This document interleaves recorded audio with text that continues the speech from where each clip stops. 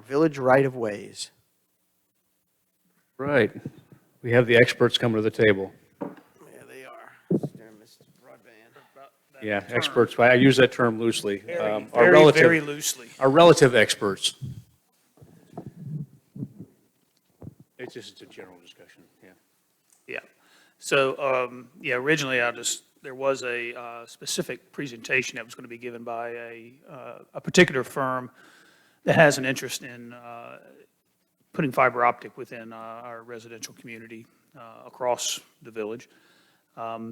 And the council's feedback was, let's take a step back and let's talk about fiber optic within the right-of-ways first before we start really going down that path of maybe speaking with or hearing from individual companies that have an interest in doing that. So Mike and I have kind of thrown together some talking points tonight to at least sort of frame the thought process or the conversation about what we know as of today relative to fiber optic installation within municipalities along using their right-of-ways. And so the first thing I want to start with is talking about our comprehensive plan, 2019 plan.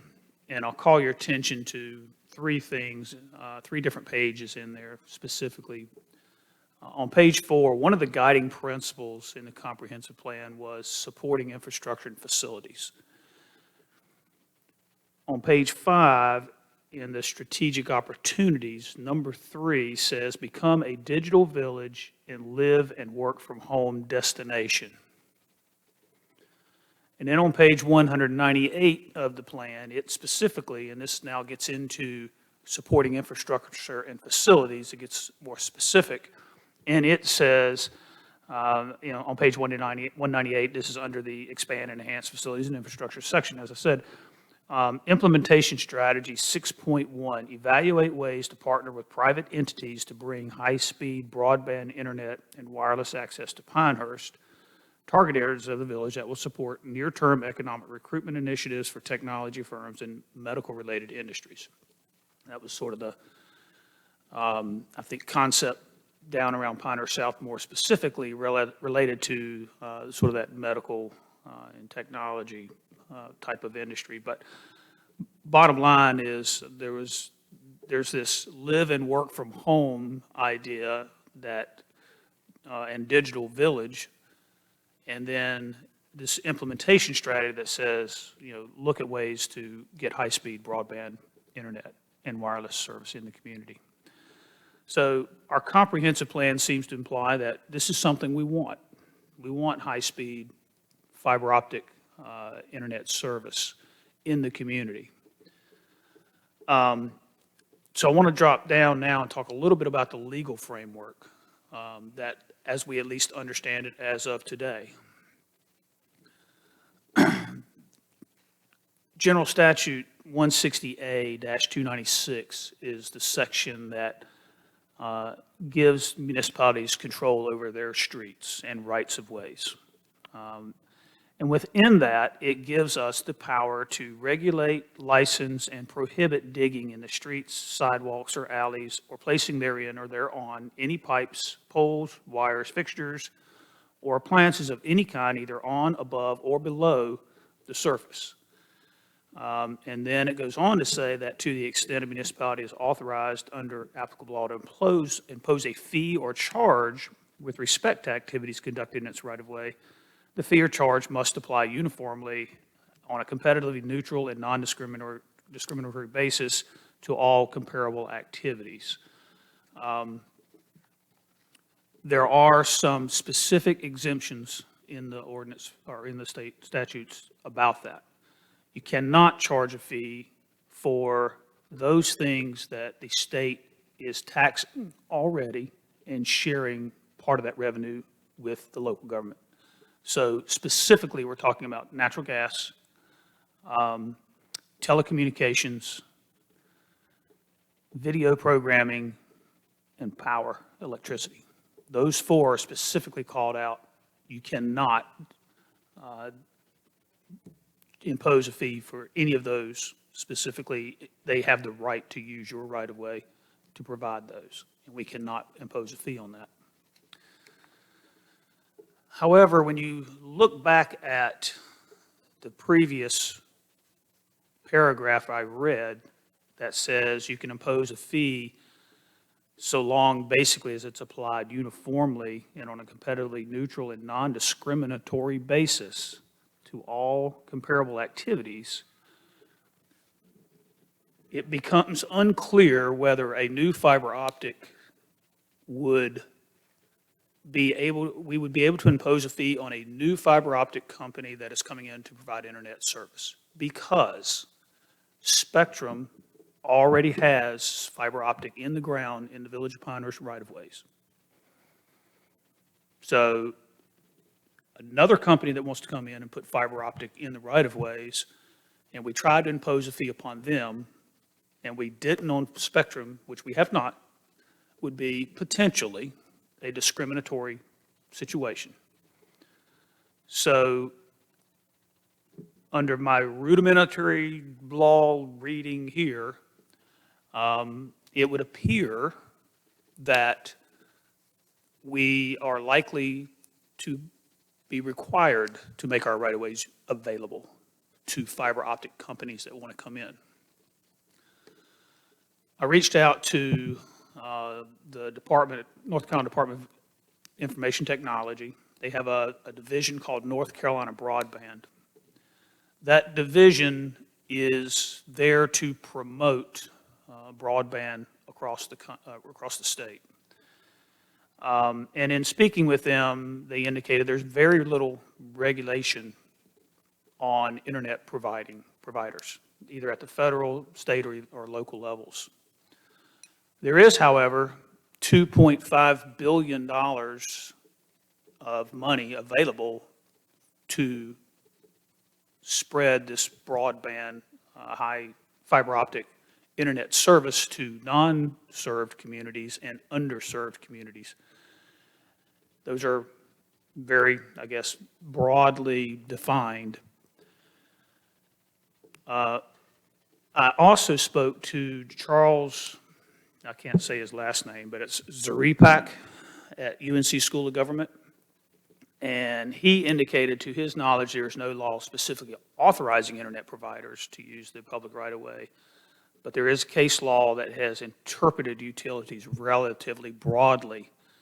And because internet lines do not increase the burden on a property owner beyond other utilities, most likely the statute would be interpreted to include fiber optics. That has not, however, ever gone to court that he's aware of and been truly defined.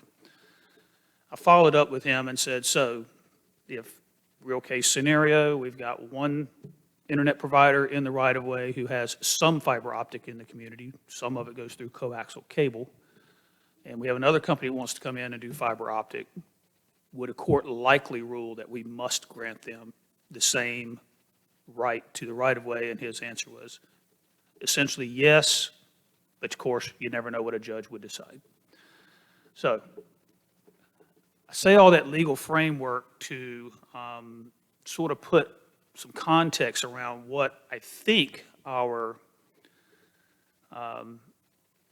limitations are in terms of stopping, prohibiting, if we wanted to, these internet providers. Our comp plan says we want them. We want this high-speed technology in our neighborhoods, and that, from that standpoint, it's probably a very good thing.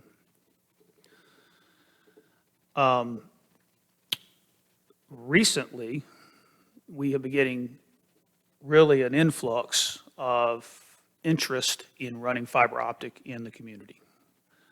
And it's because of that $2.5 billion that's available that can be applied for through the state.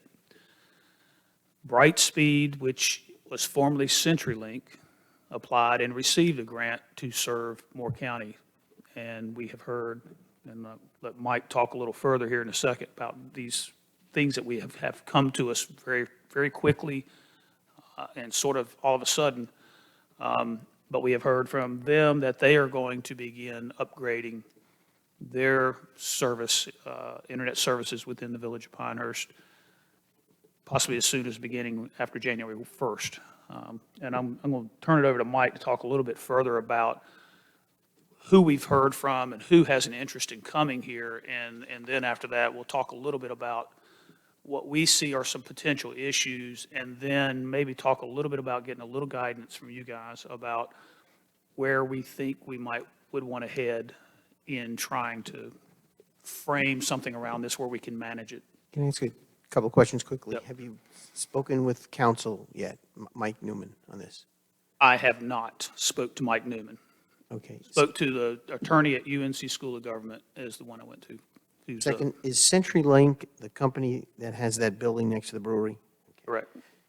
Third question is, can we charge or assess a fee for repairs to our roads and right-of-ways? So to get into that and You here a will. little bit, we talk about it. Thank you. I'm not 100% certain we can assess a fee, but there are other ways to do that. Because I think what I'm hearing is, it's open season for any company. Well, here we go. Yeah, so let me tell you what we've got that has been provided to us thus far, fairly recently. We've got an encroachment agreement request from Conterra, who primarily is in the business of serving commercial properties. They would like to run fiber optic from Highway 5 down into Trotter Hills, specifically to serve Pinehurst Coins and Terry Riney Insurance Agency. That's a pretty simple one. We have another encroachment agreement request from Conterra to run fiber into downtown from Highway 5. So go up Ritter Road, turn right on Chinquapin, and go into downtown. I think they were running down Magnolia to the Pinecrest Inn. They were on Market Square, basically providing service to all of downtown. We have another encroachment agreement from Spectrum to run fiber optic down the exact same route down Ritter, but instead of turning right and going to down Chinquapin into downtown, they want to go left and service the spa at the resort. Then we have the big one is this Ripple Fiber. Used to be Open Fiber. They approached us, 3 or 4 months ago maybe. They want to serve every residential property in the village. Even Pinewell and CCNC? So their original request, they had a schematic design. Pinewild was included, and CCNC was not, actually. CCNC was the one area of the village it was not. There were quite a few areas, number 7 was included too, which are not our streets or our right-of-ways. So we told them, those are private communities, you would have to get permission from them. But essentially, what they're proposing is the entire village with the exception of CCNC. They have already put some of their infrastructure in on DOT roads, from what I understand. I believe they got an encroachment agreement from DOT to run some lines on 211. Somebody was out, I guess, running lines on Murdochsville Road today, and that's a DOT road as well. Mike, by Pinewell's unmanned gate, there were big spools. That was it? I would assume that's it. A couple of months ago, great big spools. Yeah. And then Jeff mentioned it's Brightspeed now. It's formerly CenturyLink. We got a phone call from them saying, oh, yeah, we're going to upgrade that. We'll be in touch with you about getting an encroachment agreement there. So just keeping tabs. That's 4 different companies. Some of them running lines on the same roads. So, yeah, it's a lot. And my concern from a public services perspective is the impacts to our right-of-ways. And it's construction work. A lot of that is done with boring machines. The Ripple Fiber guys, the ones that are wanting to go into our neighborhoods, said they're going to have to dig a hole, a 2x2 hole, every 15 feet. And so that's going to tear up front yards. It's going to tear up irrigation systems potentially. And so I'm concerned about that from a construction standpoint, and then our ability to. I think we're going to hear a lot of complaints about that as well. Like there's some evidence that this particular company has left some dissatisfied communities in their wake. Is that? That is correct, yes. Tell us about it. I saw, And? saw a news article in Charlotte about it. I think it was an Indian Trail where people were dissatisfied. There's also, I've seen some reviews on Facebook where things were broken and not fixed. So during the installation. during the installation. There was the Charlotte Indian Trail was actually like a 6 o'clock news kind of piece. It was, interviewing residents out there and videoing in the neighborhood and that kind of thing. And I mean, the video that we saw on that would be a situation that our residents would be very upset about. Does the encroachment agreement deal with damages to personal property? But you have situations we found in number 6. It's in our right of way, but people have put their irrigation That is into right. our right of way. That's right. That is true. If it's our right of way and they are allowed to go into our right of way and they damage private property In that's some in our right- cases, I mean, so does the encroachment agreement, how is that handled in an encroachment? in some cases, some property owners have gotten the appropriate paperwork, encroachment agreements for placing things in our right of way. Maybe it's Say that irrigation, again? but in some cases, limited, I would say, some residents have gotten encroachment agreements to have their irrigation Oh, but in the right of way. So they're there. When you call locate to come and locate gas, power, telephone, cable vision, they will not locate your irrigation line. So when they run through a boring machine and it will break, there will be damage. It's construction. I mean, let's just be honest about it. It's going to happen.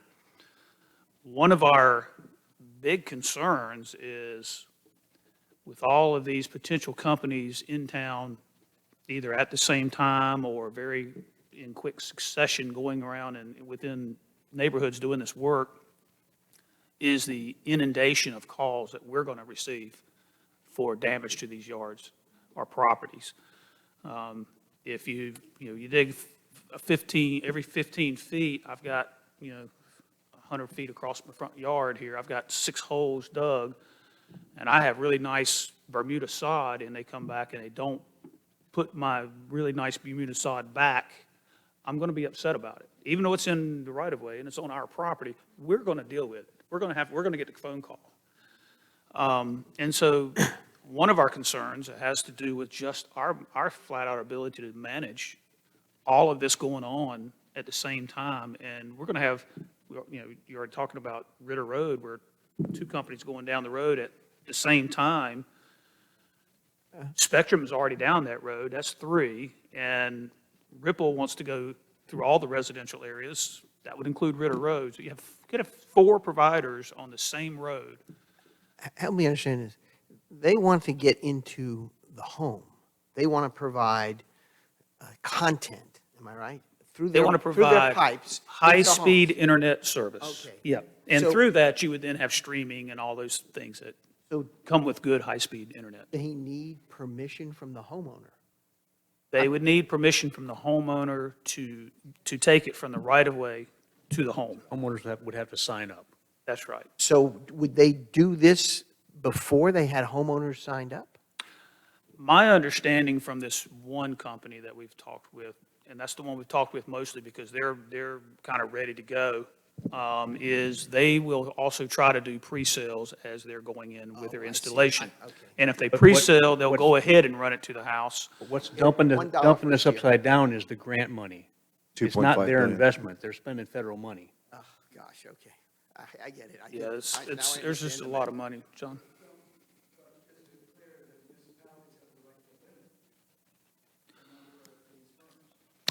I'm not, yeah.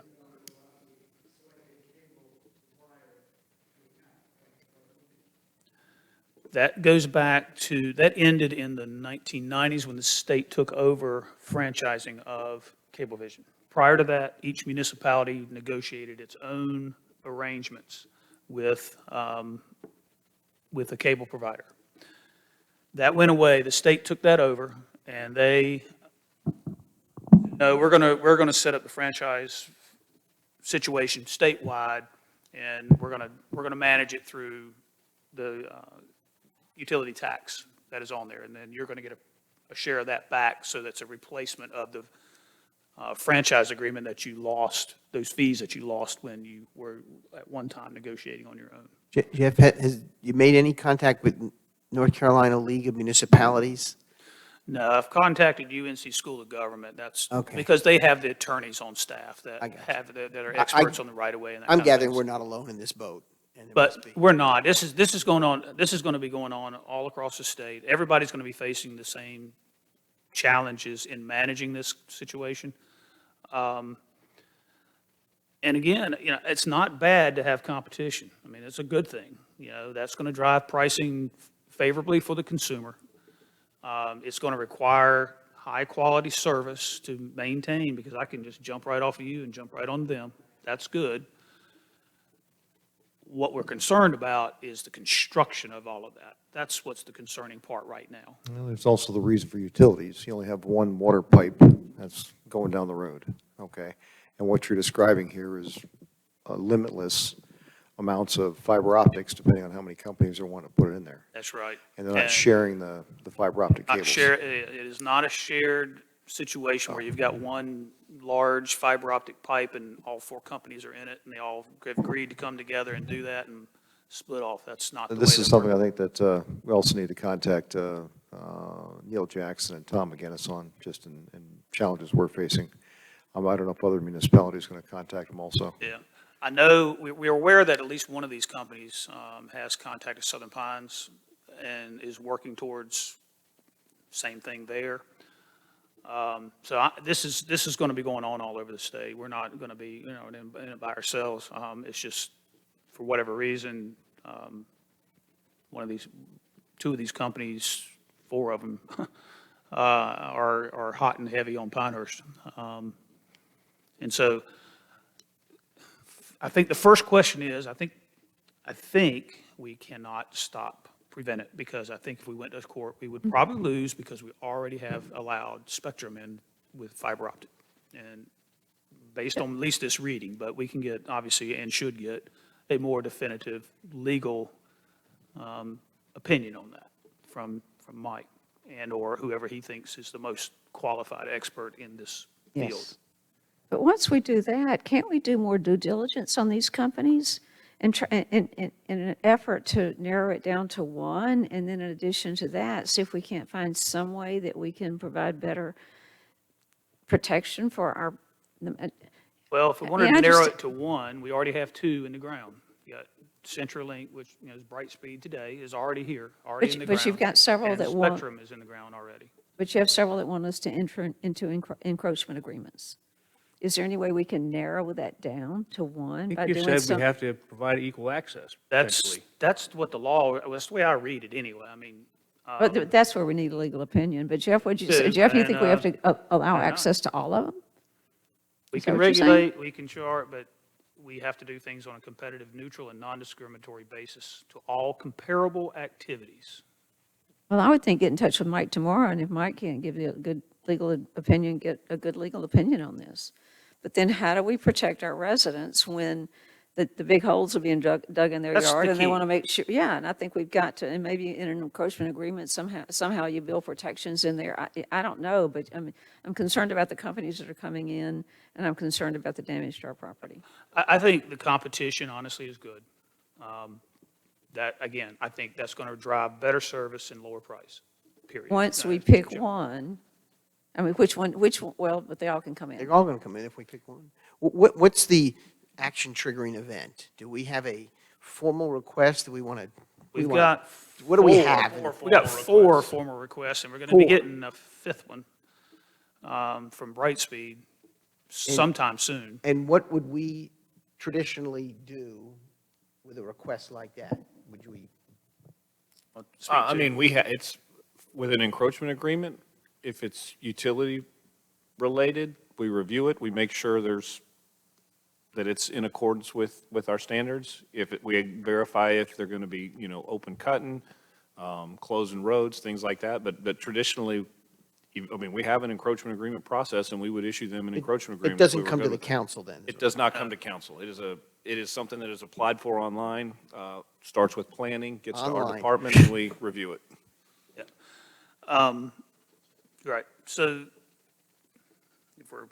if we think, and after getting legal opinion, we'll know better, because this, this sort of came up, it's really kind of come up quickly, honestly, it really has.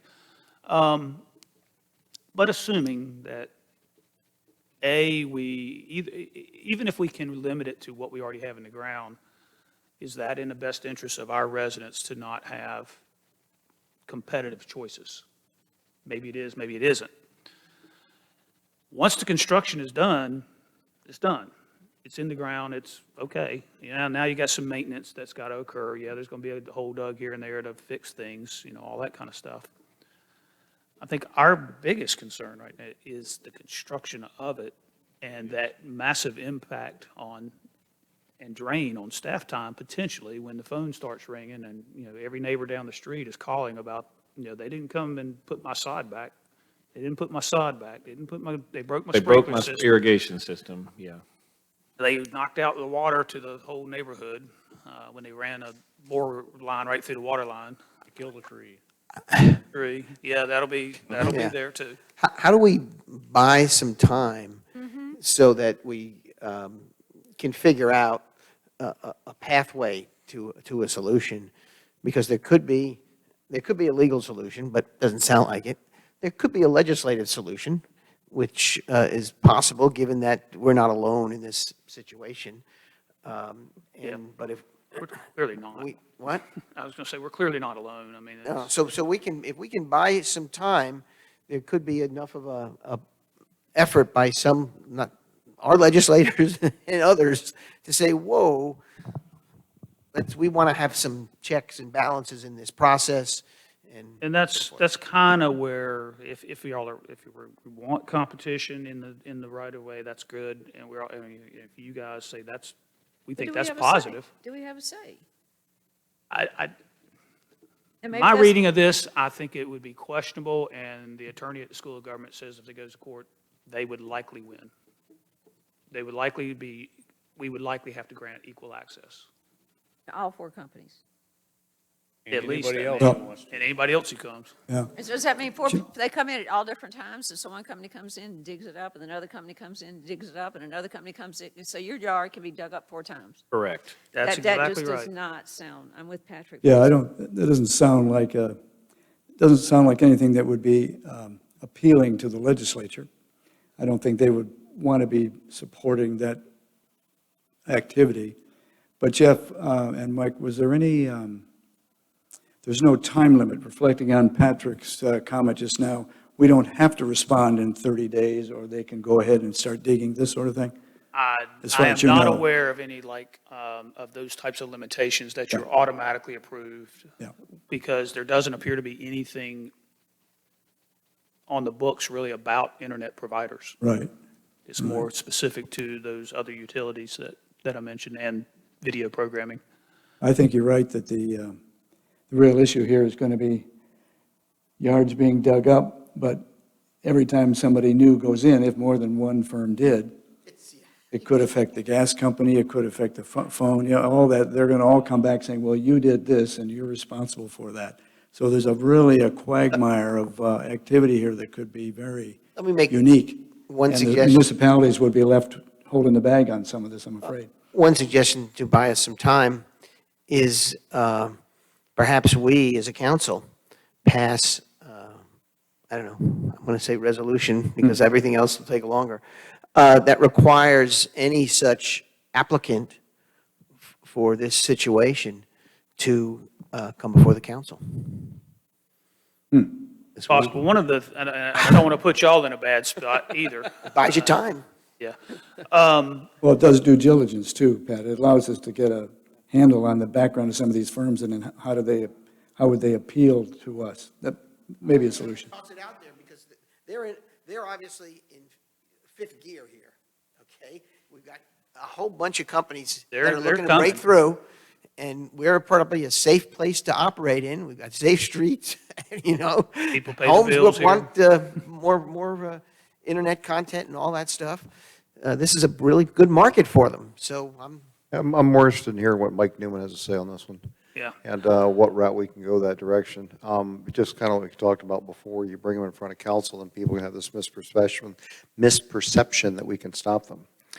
And if we can't. we can't. Probably. We think we can't. Let's Well, put it that way. and that's where we're coming in. So I think Mike needs to weigh in on this one. Oh, sure. Exactly. And give us the different options we have and routes forward with this. And we certainly need to be working with other municipalities on this because they're facing the same thing. Here's my recommendation on buying time. We need to have the time to get the legal opinion. But at the same time, one of the other thoughts, we have conditions in our encroachment agreement that you must do this, must do that.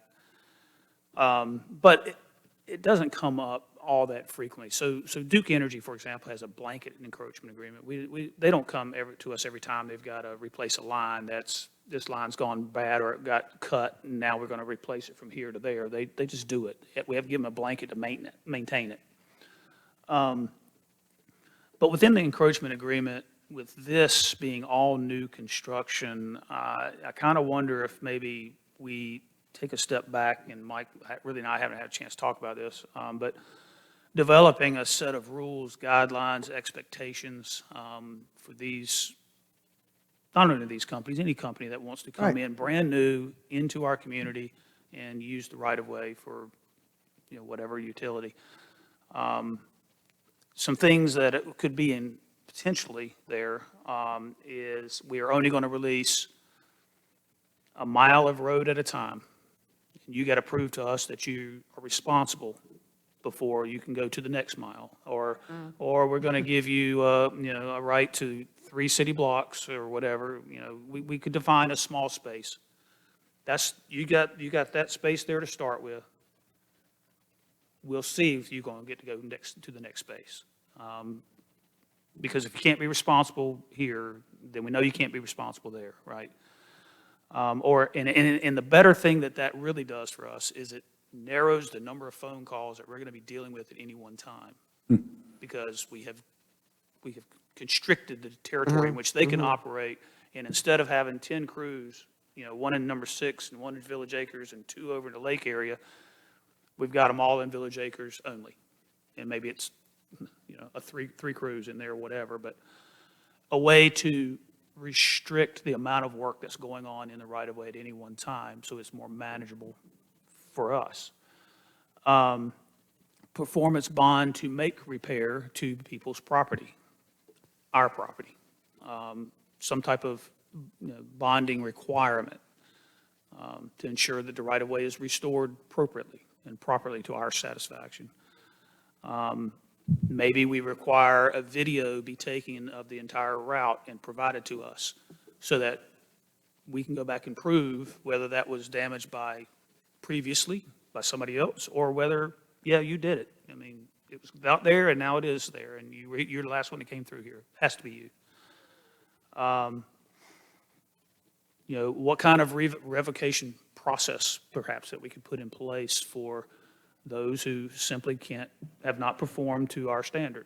What kind of penalty or suspension of their right until they can demonstrate responsibility?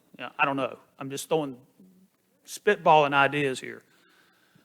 But taking a step back and maybe working while the legal is going on, trying to see what we can put in place to ensure that these companies have skin in the game that we can take from and fix these things if they're not repaired by them properly to begin with. Those are just as a way to possibly, go forward. I think earlier tonight, the discussion was about stormwater management policy and developing. I think we have a similar situation here with respect to use of the right-of-way or fiber optics specifically. Very similar. Yeah, we do. And I mean, Mike can tell you within the last year, a fiber optic, or let me rephrase that, a boring operation by one of these companies went through our storm drain, and ultimately the storm, we had a collapse, a cave in, And we were able to bill them because we could prove it was their line, and, they reimbursed us. I think they've reimbursed us, right? Yeah, they've reimbursed us the cost of our repair of that, but when you got all of these companies going on all the time, and that was just a situation of a maintenance. I think it was a replacement of a dead line.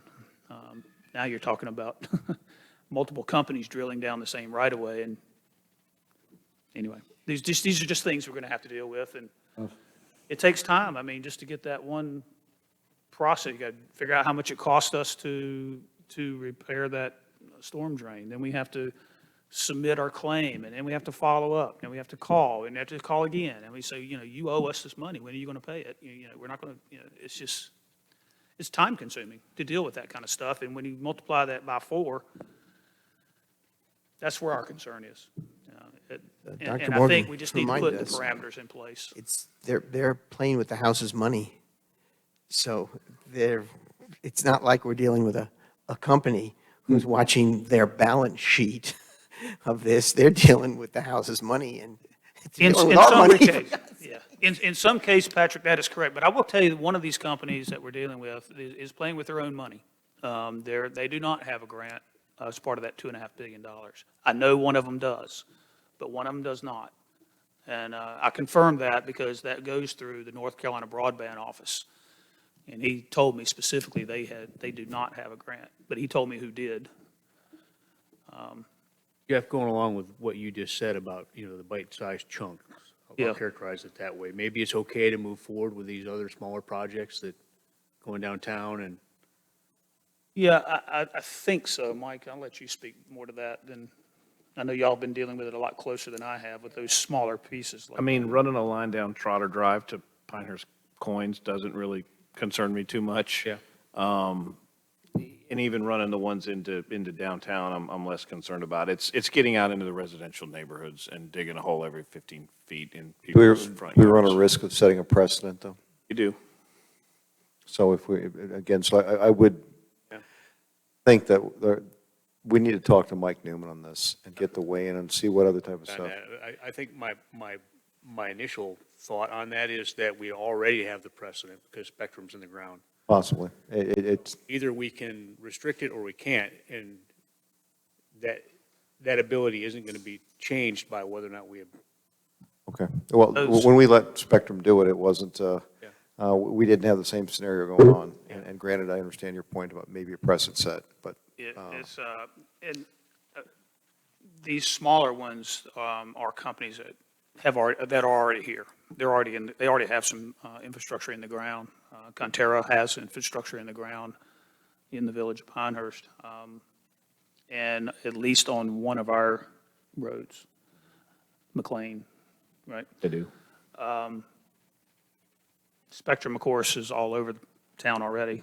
Brightspeed is pretty much all over town already. But anyway, it's just. It's the law it's of just unintended consequences. In the end, it's probably a good thing, Yeah, honestly. no, it's a great idea. It's, I think it is. I think it'd be good for the community long-term, and Oh, it yeah. meets our comp goal, Too much. strategic implementation strategy, but our ability to manage it is where that's where we're sort of Gotcha. All right. concerned. The only thing I'll suggest is it might be, in addition to Mike Newman would be our first stop. I got to believe North Carolina League of Municipalities is getting calls. You don't Sure, think, this isn't their wheelhouse. They would be, I mean, if we're talking about legislative lobbying, well, that would be in their wheelhouse. I just wondered if. they School were- government is really the right belly button, I Yeah, think. no, I just wondered if for a sense of, oh, yeah, we're getting calls from all Yeah. over the state. That was my only. It's a simple enough email to find out if they have gotten some inquiries relative to as well to this. We want to know situation. we've got a lot of allies out there. That's my thinking. I think this, it's coming to everybody else. As I said, Southern Pines has been in contact with, or a company has been in contact with Southern Pines that's also interested in being here. We know that there's some companies around, or some communities around the Charlotte area that have already had some of this coming into their community, which, where we've talked about some of the problems that generated some news articles and some Facebook posts that were not flattering. So anyway, I think, So do we have an action item to contact Mike? yeah, I think Get back contacting to you Mike as is we kind obviously, of develop the situation on this. What'd you say, Jeff? I said we can get back to you as we kind of develop the situation on this. And Okay. Thank Your 5 suggestions of ways you could protect us, I liked all of them. yeah, bring those are some- just kind of off the cuff. I mean, but some type of guidelines for a brand-new entity that we have no relationship with. At least putting in some expectations and guidelines and rules in some way that we can require restoration of the right-of-way financial, property. through some financial guarantee of some sort, perhaps. So. Stay tuned. Thank you. Thank you, Jeff, Mike. Good call having you guys here rather than the company. Well, I credit you guys for that, honestly. It does make sense to step, we've been mulling this over a while. It's been very concerning with this one particular company because of their apparent desire to really get all the way across the village in a very quick, short period of time, and knowing that there was another one on the horizon with, with Brightspeed, as we mentioned, and then Conterra seems to be ramping up more interest in the community as well. So it's sort of all kind of come to a head. So appreciate y'all's Thank you. Thank you for, listening and direction, and appreciate your shared concern. we'll follow this closely, I'm sure. Thank you, Next item is the MPO. Sand Hills Metropolitan Planning Organization, SMPO. MPO. That is now its official name. Sand Hills MPO. I put this on the agenda really on a speculative basis. I hope you all had the opportunity to read my comments that I had in the weekly report last week. Nothing's really changed since then, so, but maybe to recap the high points, at the last Formation Committee meeting, I'm calling it the Formation Committee, the group agreed to the new name change to, it was SAMPO, now it's SMPO. And there was considerable discussion about the recommended weighted voting scheme, and considerable pushback from one community in particular to that. I was just going to point out that the meeting before that, Yeah, which you were at, yeah, we left that meeting believing we had an agreement right. regarding The weighted voting. weighted voting Voting. amongst all the communities. So when we reconvened, At that time, that same community just asked that we go back and confirm with our boards that was each board's preference. and they, So we agreed to do that, just to, trying to work with everybody.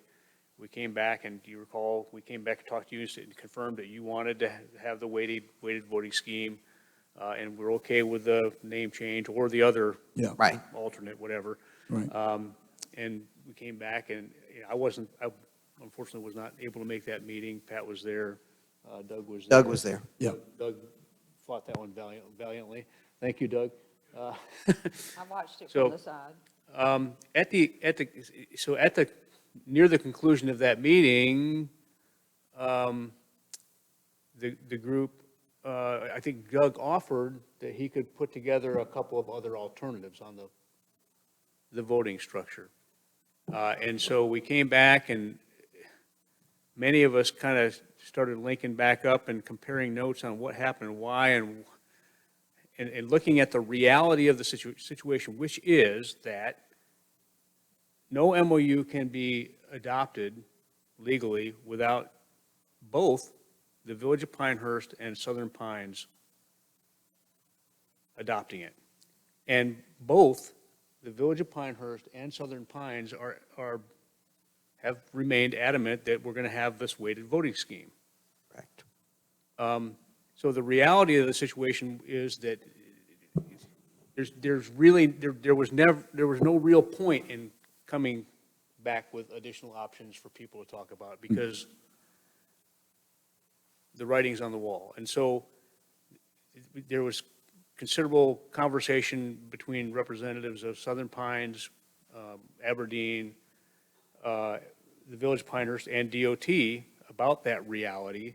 And as a result, we came back with a modified, so we're going to answer the mail, we have, with options. Really, it's really only one other option, and that is that instead of the original recommended weighted voting scheme, that the weighting be exactly representative of the population percentages, which would be an even more heavily weighted voting scheme.